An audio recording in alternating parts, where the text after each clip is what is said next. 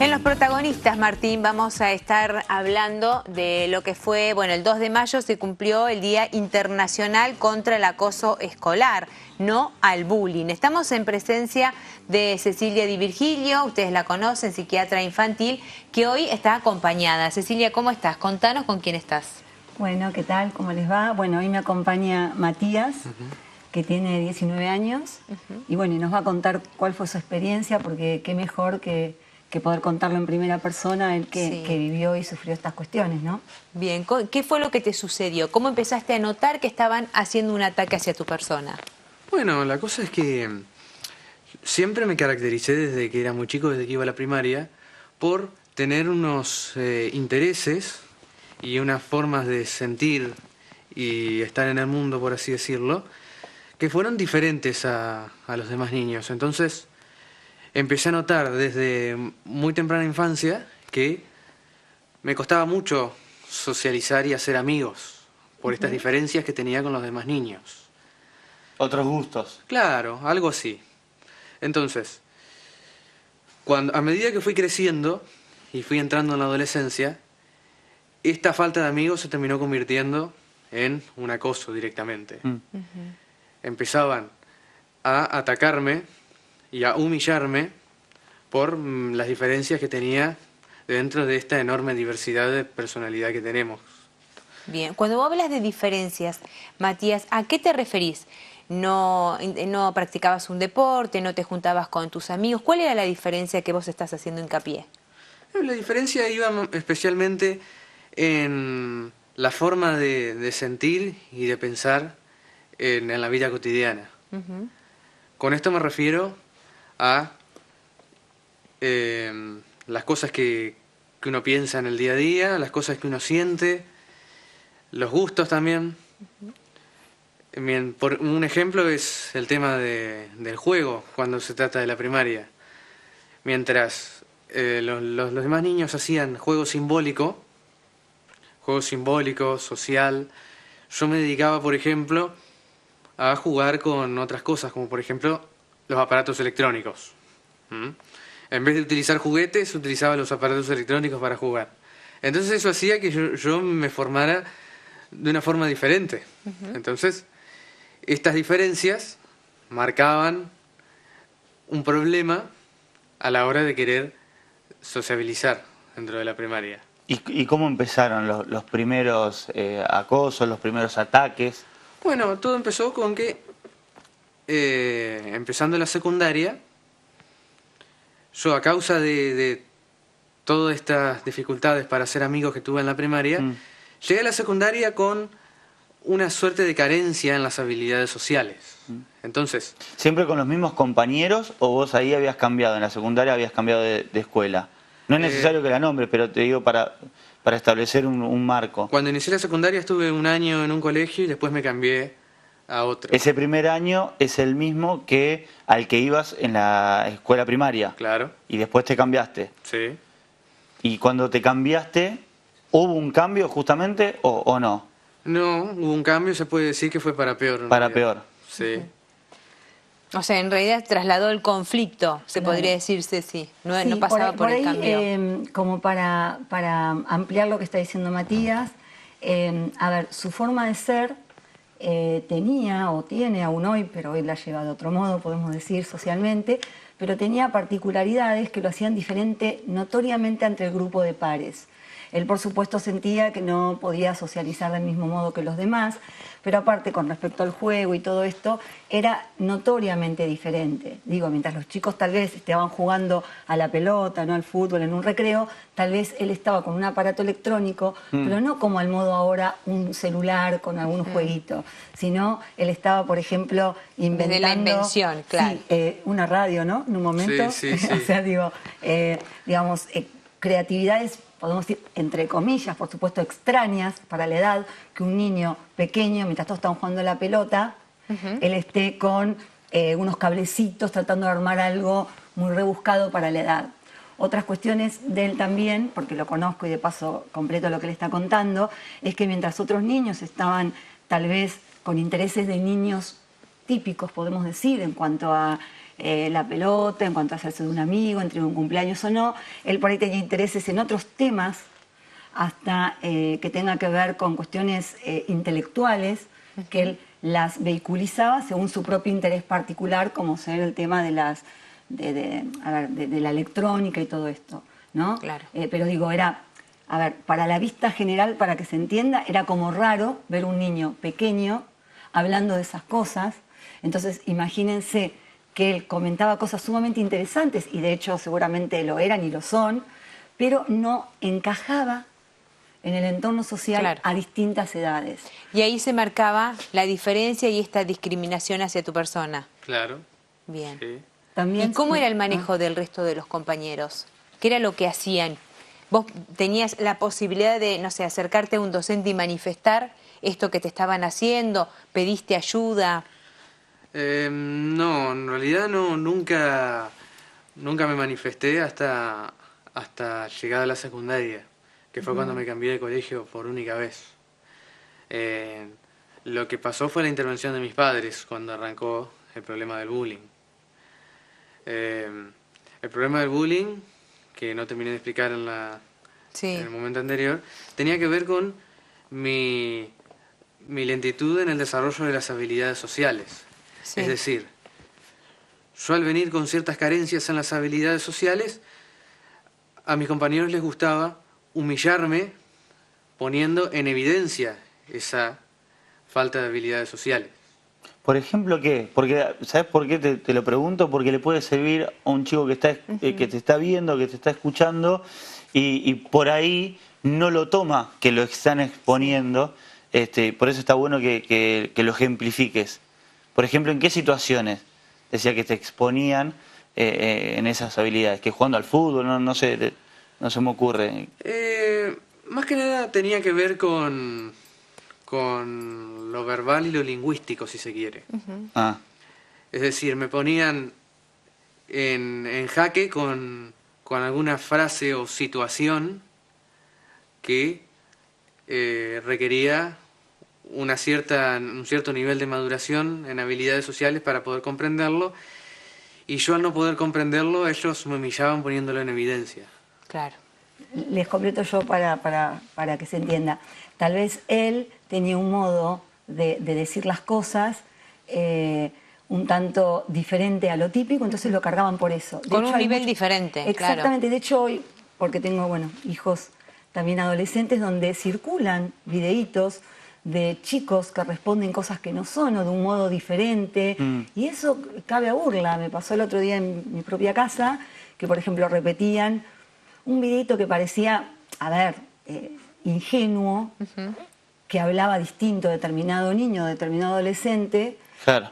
Y en realidad eso no dejaba de ser, bullying que estaban haciendo a alguien que lo subió a las redes. Entonces, Matías claramente es un adolescente hoy por hoy, podemos decir, que tiene una vida social bien, pero ha padecido precisamente eso, decir cosas fuera de lugar, claro, fuera de lugar para el contexto de los padres. Entonces se reían, lo cargaban, lo dejaban de lado. Como que era el cerebrito. Sí, o ser diferente. Claro. Y recuerdo que en un momento también contabas con respecto al color de tu pelo. Claro, sí, si se quiere, por mi color de pelo.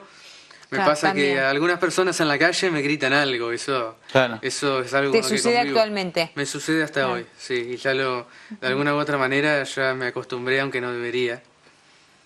Y otras características de Matías también es que determinadas cosas, situaciones sociales, por eso las situaciones sociales, ¿no? Él en el entorno.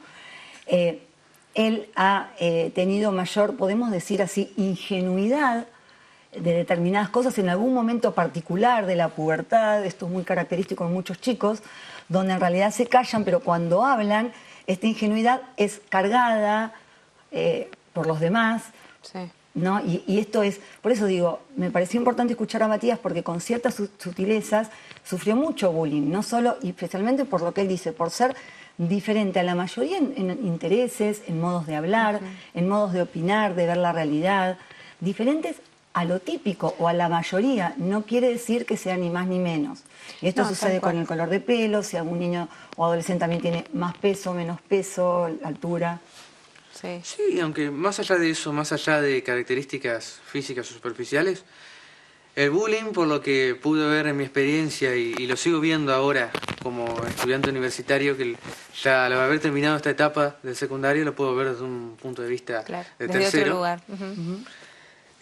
Puedo notar que el bullying está un 70% o un 80% ligado, más que a cuestiones superficiales, más que nada con el eterno complejo adolescente de la pertenencia social, Claro. de las habilidades sociales y la habilidad de lograr la pertenencia dentro de un grupo, La aceptación. la aceptación. Exacto. Exacto. ¿Y llegaste a sufrir violencia física? Más allá de esto que contabas recién, de la exposición. Porque que eso está bien, está muy bueno mostrarlo, porque no siempre el bullying es violencia física, sino que a veces mucho peor es la otra violencia, ¿no? La psicológica. Claro, ¿no? la psicológica, la de exponerte a situaciones totalmente incómodas para uno. Claro, ahí es donde yo veo un error dentro de muchas campañas en contra del bullying, y es que muestran como ejemplificaciones Solamente la física. caso de bullying físico, Claro. sí. Y extremos, claro. Cuando en Claro. realidad yo considero más importante el efecto psicológico que tiene el bullying Exacto. sobre esto. Y respondiendo a la pregunta original, en realidad su bullying, violencia con violencia física, muy rara vez he sufrido, ha sido todo psicológico. Ujú. Y hoy que estás en este nivel universitario, vos decís, yo lo puedo ver desde otro lugar. ¿Cuál es la sensación o el mensaje que vos le darías a aquellos chicos que están sintiendo de una manera u otra este tipo de violencia? Bueno, si hay algo que de alguna manera me ayudó en mi adolescencia, fue el haber encontrado a personas, pero no todos tienen esta suerte, al haber encontrado a personas que pudieran comprender mi situación y comprender las características que tengo yo como persona. Una vez que alguien conoce a una persona que realmente lo aprecia en ese sentido, tal como es, ahí es cuando uno empieza a darse cuenta que en realidad no está tan solo en el mundo, y ahí es cuando las cosas empiezan a mejorar y la persona que sufre empieza a ganar confianza en sí mismo y ahí empieza a encaminarse, por así decirlo. Y Qué mencionabas, sí, está muy bueno lo que marcás. Y mencionabas hace un rato a tus padres que, bueno, intervinieron. Imagino que también debe haber sido importante para vos eso, sentir el respaldo inmediato de tu familia ante la incomodidad y el acoso que estabas sufriendo. Claro, sí. Tuve esa suerte de que mis padres se preocuparon mucho por estos problemas, pero claramente hay que entender que el adolescente, si por algo se caracteriza es porque dentro de su desarrollo es más influyente emocionalmente lo que pasa en un círculo social externo antes que el interno, antes que el antes que familiar. el familiar. Entonces, sufrirlo sufrí igual por más respaldo que tuviera de Claro. mis padres. Me acuerdo, Cecilia, que siempre marcabas esto de que la etapa de la adolescencia es fantástica, pero también es la más difícil, ¿no? Claro. Y una de las cosas también que me surge de lo que está contando Matías es que en realidad hasta que Matías, sea Matías o tantos Matías, como siempre digo, o tantos niños o jóvenes que reciben esto de sus pares, pasan años para que uno tome conciencia. Entonces, ¿qué está pasando? Como que todos esos años de sufrimiento psíquico refuerza, ¿no?, la inseguridad en sí mismo. Claro. Los pares Claro. son los que los hacen sentir más diferentes que los que realmente son, ¿no? Y lo empiezan a discriminar. Y está buenísimo poder reflexionar acerca de esto, que es con diferencias mínimas de la mayoría, como si tuviéramos que vivir todos dentro de un patrón estereotipado de gente o de determinadas personas dentro de la normalidad o no normalidad. Tenemos que desmitificar esto. Y otro aporte que quiero hacer es que mientras él sufría esto, seguramente han pasado muchos docentes, padres de compañeros, directivos, donde uno claramente en una clase o en reiteradas situaciones así, me refiero a lo que es escolar o en un deporte, puede visualizar, si uno se detiene, en cuál puede ser la situación de un niño que está sumamente callado, con la cabeza para abajo, cuando ven risitas, como siempre digo, ¿no? Risitas, o sea, en algún punto de la clase dirigidas a un niño, a un joven. Digo, todo el tiempo que tardó en Matías como en tantos otros, darse cuenta que eso era realmente una agresión a él, porque si no reforzaba, ¿no es cierto, Mati? ¿Coincidís lo que le digo? Sí, sí. Como refuerza ese tema del poder de otros frente a uno, cuando en realidad todos somos iguales, deberíamos estar cómodos en un grupo social, Sí, aceptar totalmente. las diferencias. Bueno, Hoy pero se, pasa hoy se por ha ahí, mejorado pasa un por la poco, ¿no? aceptación. Lo pregunto, en realidad, en los contextos escolares hay por ahí mayor atención a este tipo de cuestiones, hay gente especializada trabajando en esto, o no, lo ven que no hay un progreso en este sentido en las escuelas. Se lo pregunto a los dos. Yo considero que sí, que al poder visualizarse a nivel mediático, Claro. de alguna u otra manera hay más conciencia dentro Claro, de las mismas estamos. instituciones escolares. Pero falta mucho sobre el tema. Falta mucho por trabajar, claramente. Muchas gracias, Matías, por haber dado tu testimonio en primera persona. Muy valioso, muy importante lo que decís. Gracias, Cecilia, vos también, por supuesto, que lo trajiste a Matías y que fuiste un pilar importante. Gracias. Bueno, gracias a Gustazo. ustedes.